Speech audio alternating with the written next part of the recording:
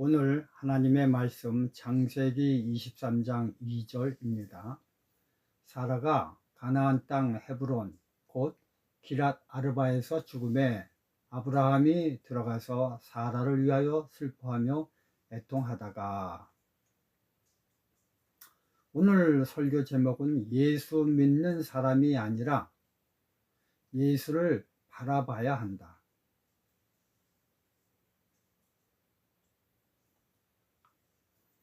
아브라함이란 믿음의 거장도 아내와의 이별에 슬픔을 가눌 수 없을 정도로 애통하였습니다. 통계적으로 사람들이 가장 강한 스트레스의 수치는 아내를 잃었을 때라고 합니다. 성경을 보면 아브라함은 믿음의 양면 중에서 긍정적인 면이 성경에 많이 기록되었는데, 그런데 아내와의 관계 속에선 믿음의 부정적인 면이 대부분 기록되었습니다. 두 번에 걸쳐 아내라 정당하지 말하지 못하고 누이라고 한 것과 사라가 하갈을 후처로 주었을 때 거절하지 못한 일과, 그리고 하갈의 서생 이스마엘을 내쫓으라고 할 때 우물쭈물하던 것들, 이러한 아브라함의 모습을 봅니다. 하여간 성경에 사라와 연계되어 나오는 내용은 거의 다 믿음의 밝은 쪽이 아니라 어둠 쪽이 더 많이 기록되어 있습니다. 그렇기 때문에 어쩌면 그들은 더욱더 애착이 가는 부부가 되었으리라 생각이 듭니다.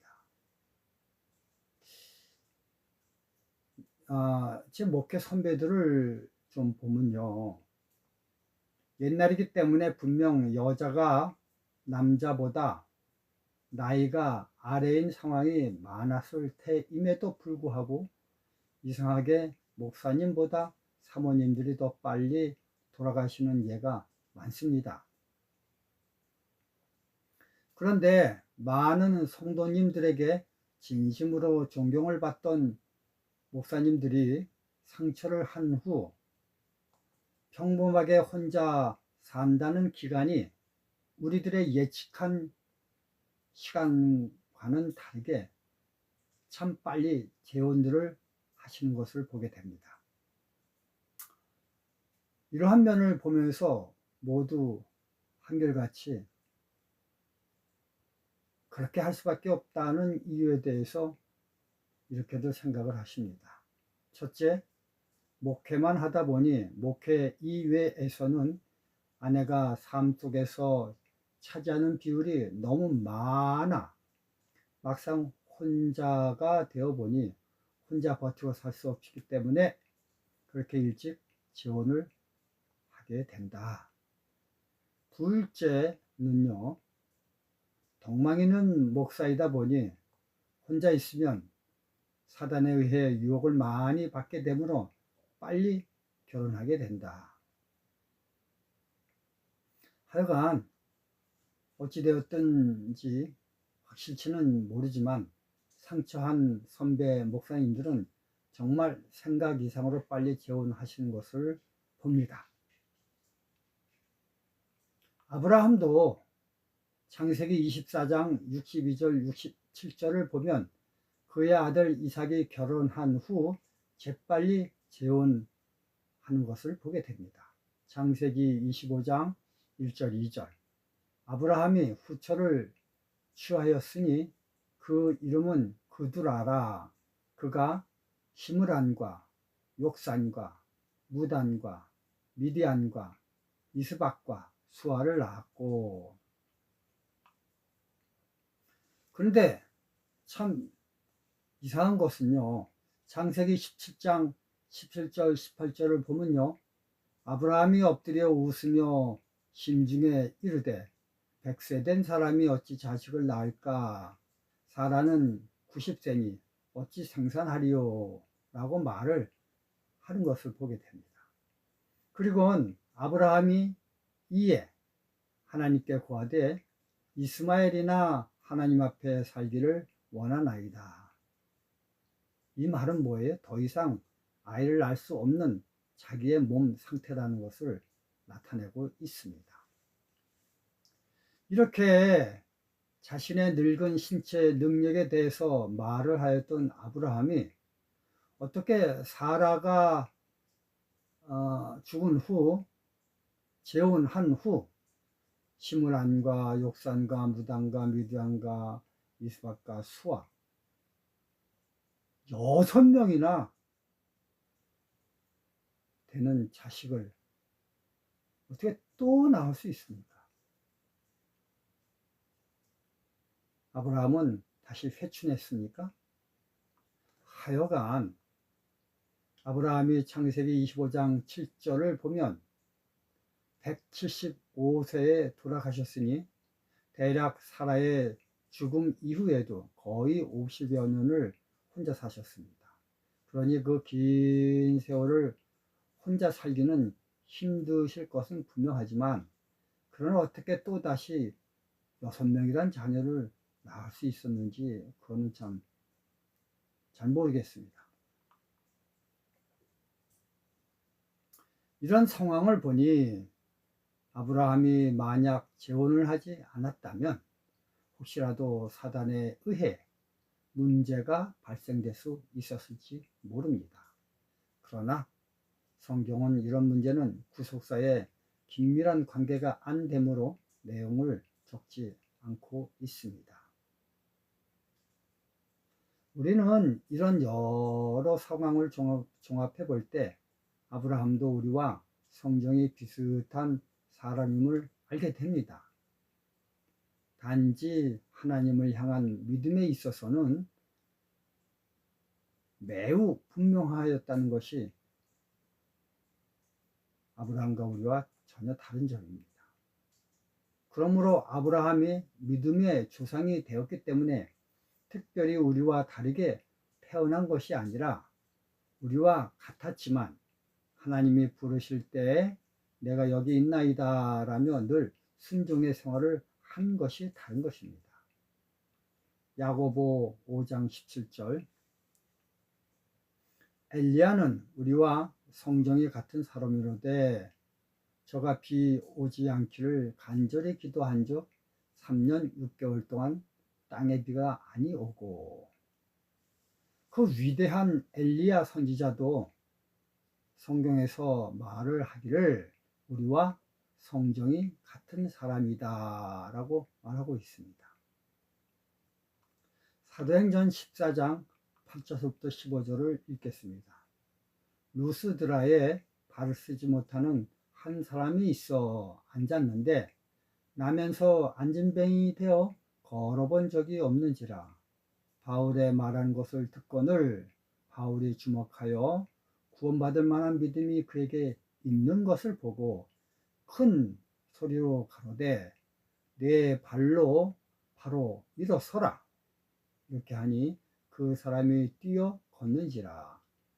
무리가 바울의 행한 일을 보고 루가오니아 방언으로 소리질러 가로되 신들이 사람의 형상으로 우리 가운데 내려오셨다 하여 바나바는 쓰쓰라하고 바울은 그 중에 말하는 자이므로 허메라 하더라. 성박 스스 신당의 제사장이 소와 화관들을 가지고 대문 앞에 와서 무리와 함께 제사하고자 하니 두 사도 바나바와 바울이 듣고 옷을 찢고 무리 가운데 뛰어 들어가며 소리질러 가로되 여러분들이여 어찌하여 이러한 일을 하느냐 우리도 너희와 같은 성정을 같은 사람이라 너희에게 복음을 전하는 것은 이 헛된 일을 버리고 천지와 바다와 그 가운데 만유를 지으시고 살아계신 하나님께로 돌아오라 함이라. 여기서 우리는요 바울과 바나바가 나면서부터 안진뱅이인 사람을 걷게 했으니 루스드라 지방 사람들은 얼마나 놀라 바울과 바나바를 받고 오죽했으면 신으로 경배하려고 했던 것을 우리가 봅니다. 무리가 아니죠. 그러나 바울과 바나바는 외치기를 우리도 너희와 성정이 같은 사람이다 라고 합니다. 단지 다른 것은 창조주 하나님을 전하는 복음 사역자임이 다를 뿐이다. 우리는 종종 하나님을 믿는 사람들을 보고 실망하여 하나님을 안 믿는다고 표방하는 사람들을 가끔 보게 됩니다. 교회에 왜 안 나가나? 라고 물으면 교회에 나가는 사람이나 안 나가는 사람이나 똑같은 모습이기 때문에 안 나간다고 하는 분들이 꽤 많이 있습니다. 마하트마 간디도 예수는 믿을만한데 예수를 믿는 사람들이 믿을만하지 못하기 때문에 예수를 안 믿는다라고 하였습니다. 그런데 이런 말은 전적으로 틀립니다. 로마서 3장 10절 기록한 바 의인은 없나니 하나도 없으며, 그렇기 때문에 나와 하나님과의 관계로만 좁혀 신앙생활을 해야지 남의 신앙생활 모습이 완전치 못하기 때문에 난 신앙하지 않는다라고 하는 것은 옳지 못한 것입니다. 왜냐하면 아브라함이나 엘리야나 모두 성경은 우리와 똑같은 사람이기 때문입니다. 혹시 어떤 성도는 그렇게 훌륭한 목사님이 그렇게 빨리 재혼하시는 걸 보고 실망하여 믿음의 손해를 보는 행동을 하였다면 그분은 신앙의 초점을 다시 가져야 되는 사람입니다. 사람에게 초점을 맞추는 것이 아니라 하나님께 맞춰야 되는 것입니다. 위에서 보는 바울과 바나바도 결국 평범한 사람입니다. 우리들처럼 둘이 똑같이 싸워 나중에 헤어집니다. 그런데 그렇게 싸웠다고 해서 그걸 보고 우리는 예수를 안 믿어, 이렇게 하면 안 되는 것입니다. 그런 분들도 변화되어가는 과정 중에 있는 분들이지 완전 품성 변화된 사람이 아니기 때문입니다.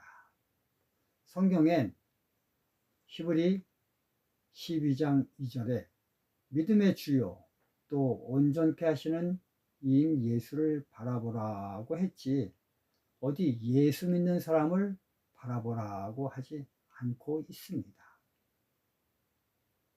단지 우리는 믿음의 선조들을 보며 그들이 우리와 성정이 같았음에도 불구하고 어렵고 힘든 상황 속에서도 하나님을 선택하는 그들의 믿음을 참고로 하여 우리도 용기를 얻고 믿음 생활을 한다는 것입니다. 혹시 성경을 읽으며 아브라함이 사라 사후 후처를 얻어 6명이나 자녀를 생산하였다는 것을 보고 신앙의 길에서 되돌아가지 말기 바랍니다. 주의 앞에선 우리는 모두 성정이 같은 사람입니다. 그러나 나를 보지 않고 오직 예수를 바라봄으로 믿음의 길에 나서는 것만 다를 뿐인 것입니다. 저와 여러분들이 다 우리의 믿음의 대상은 예수님인 것만 꼭 기억하시기를 바랍니다. 감사합니다.